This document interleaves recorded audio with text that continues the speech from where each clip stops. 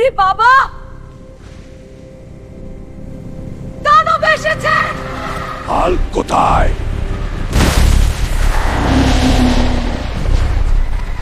এই গ্রাম আমার বাড়ি। এখানে কারো ক্ষতি আমি সহ্য করব না।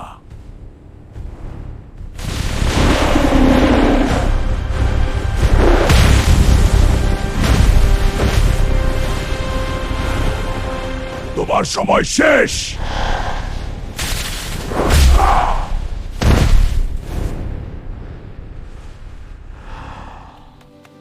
হাল কাকু, তুমি পারবে। তোর জন্যই লড়বো বাছা। আমার বন্ধুরা লাইক এবং সাবস্ক্রাইব করো যে আমি ওই দানবটাকে শেষ করতে পারি।